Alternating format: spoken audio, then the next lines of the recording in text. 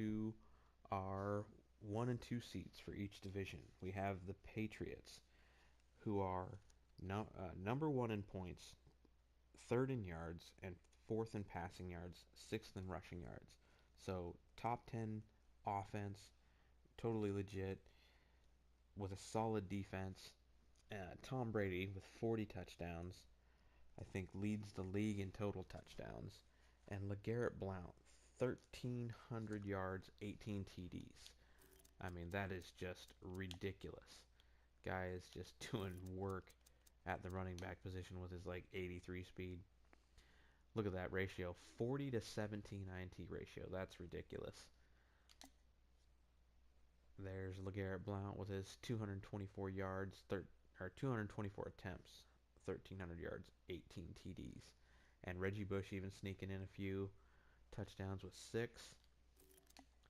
Receiving wise, you have Edelman leading his targets, Gronk with 54. Look at that, 10 touchdowns, 8 touchdowns. Does a nice job moving the ball around, giving it to all his receivers. I mean, 4 plus touchdowns for his top 5 targets. I mean, really, like, who do you want to stop? Looks like he's going to punish you regardless of what defense you're calling here. So I would say going into a game against the Pats, first thing is you're just going to have to confuse Tom Brady. Show him some coverages he's not used to reading, make it really tough on him, and then stop LeGarrette Blount. Like, I don't know how you do it, because if you're going to try to confuse Brady, you're going to need to drop coverage, get a pass rush, and yet somehow still manage to stop LeGarrette Blount. And then don't turn the ball over.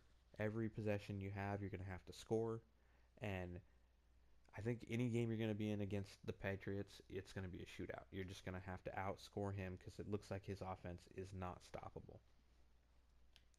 Speaking of unstoppable offenses, we have the Ravens, who are top 5 in, actually top 3 in offense, like across the board, passing, rushing yards, total yards, and points, leading the league in all. And you have Joe Flacco doing it, 39 touchdowns, 14 INTs, another great TD to INT ratio, not making mistakes. Flacco was the MVP somehow, even though he didn't lead the league in passing yards, but apparently that TD to INT ratio is really where it's at.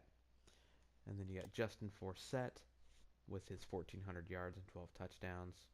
Looks like Chris Johnson bringing up some yards there too, so nearly 2,000 yards, 19 touchdowns between the two.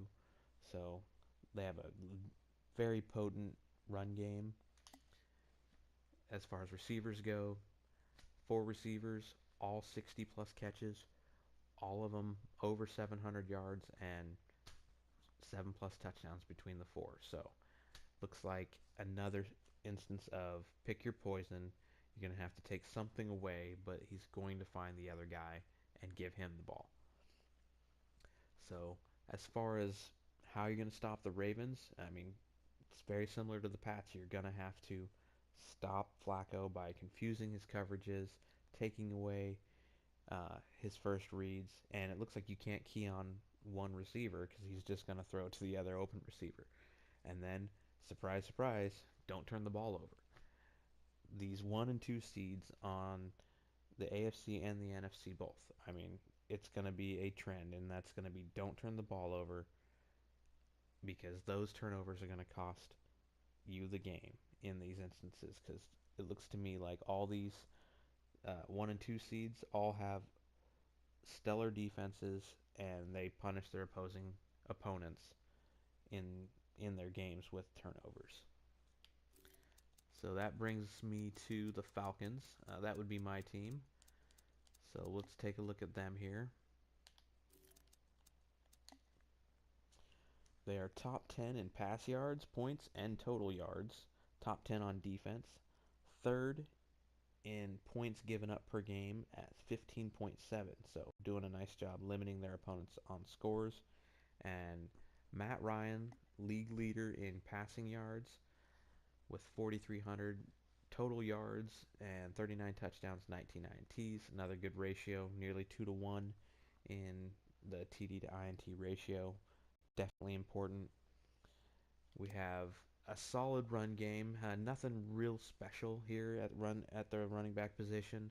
Been through basically three running backs. Started with Tevin Coleman, who had about 300 yards, I think 4 or 5 touchdowns before he was traded away to the Texans. Then we kind of dabbled with Freeman a little bit, but really didn't get anything going. So we went ahead and signed free agent Dennis Johnson, who basically is just a spot filler at this point. 800 yards, 10 touchdowns. Falcons will run the ball when they need to, and will take it if it's there, but aren't really looking to impress anybody with the run game. Receiving, we have the league leader in total yards receiving, Julio Jones, 1,955 yards and 19 total touchdowns. Little heartbreak here, was 9 yards away from the season record, and just managed to miss that one in the last game. But there's always next year, so not too worried about that. As far as a game plan to stop the Falcons, I mean, it's pretty obvious. Just stop Julio Jones. I mean, he's nearly double. Yeah, he's over double in total catches over the remaining receivers. Hankerson would be the next closest, then the fullback, then two different tight ends. But if you can stop Julio Jones, that's going to be the biggest chance you have to stop the Falcons, and then just force them to run. Uh, Obviously, doesn't like to run the ball that much, and would rather throw. And then once again, just don't turn the ball over. I mean, you go into defense here, and let's take a look at the INTs. You got William Moore with 9 INTs, Bernardrick McKinney, middle linebacker with 9, Southward with 5, 4, 4, 3, 2, 2. Lots of interceptions, so definitely don't make mistakes and avoid the turnovers, and you got a real legit shot at stopping the Falcons. Then we go into the Rams. Let's take a look at the Rams here, who won their division. They are top 10 in offense, top 15 in defense, with Nick Foles leading the charge here, 3,500 yards, 23 touchdowns, 11 INTs, 2-to-1 ratio, so that's good. Doesn't really look to be a heavy passing team, but still getting it done.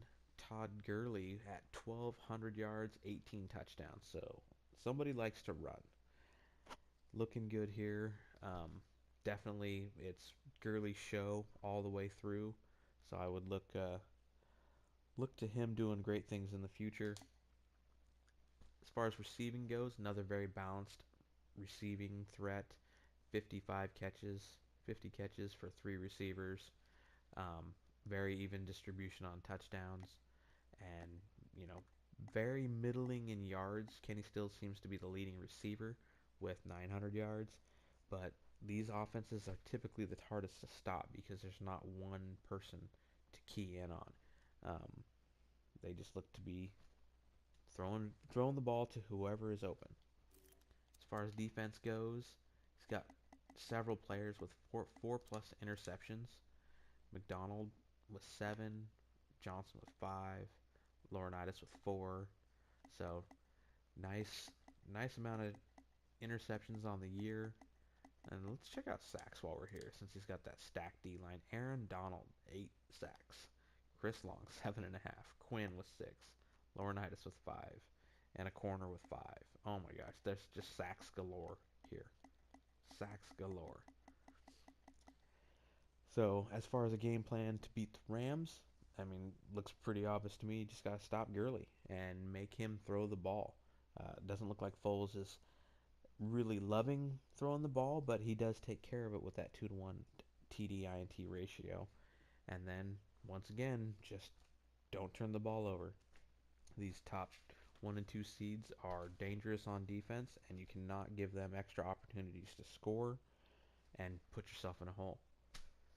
So that is our playoff picture right here. So looking like we're gonna have some great games coming up, and I wish everybody luck in the playoffs.